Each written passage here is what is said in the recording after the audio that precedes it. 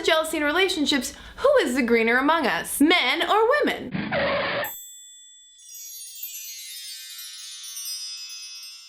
Before I get into gender differences in romantic jealousy, I would first like to take a moment to blame the culprit for this green-eyed monster.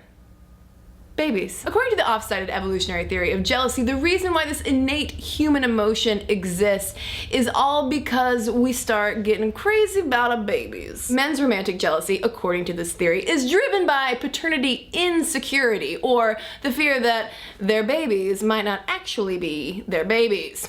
Women's romantic jealousy, at least according to this theory, is driven by fears that their baby daddies are not going to stick around and care for said babies. A wise man once said it's all about the Benjamins, but it's really all about the babiesmans. For that reason, the predominant theory of men, women, and jealousy is that men are more jealous of sexual infidelity, whereas women tend to be more jealous of emotional infidelity. When researchers look into gender differences in jealousy, it isn't so much the question of whether men or women are more jealous, but how they might be jealous differently. At least, that is, when you're looking at jealousy through that evolutionary lens. However, additional research has uncovered some nuances in these somewhat stereotypical gender differences in jealousy that don't necessarily have to do with babies. The 2010 study found that a person's relationship attachment style, a fancy psychological term for essentially how you deal with relationships, whether you are more securely attached, anxiously attached, or dismissively attached, plays a big factor in this sex versus emotional jealousy. Both dismissively attached men and women were far more likely to be jealous of sexual fidelity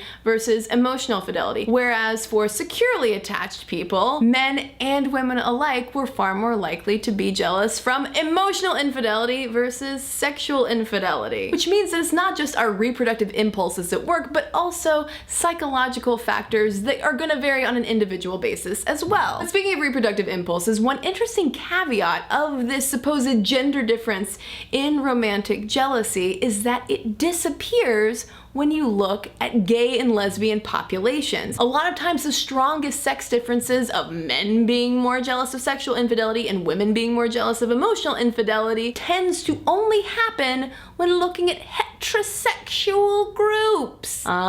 Which researchers then circle back to babies. If you take away the reproductive factor in this jealousy, the sex differences disappear.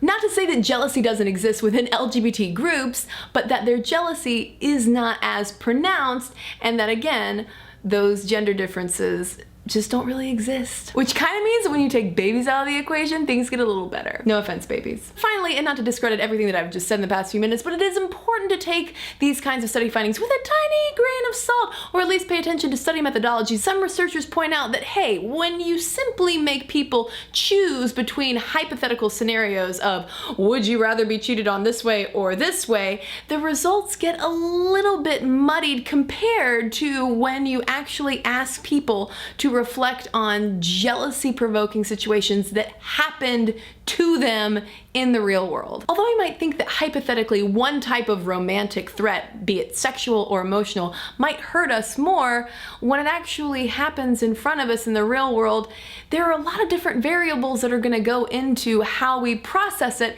and how jealous we might or might not actually be. But enough with research. What do you think? Are there differences in the way men and women are jealous? And do you think that men or women are the more jealous sex? Let me know in the comments below.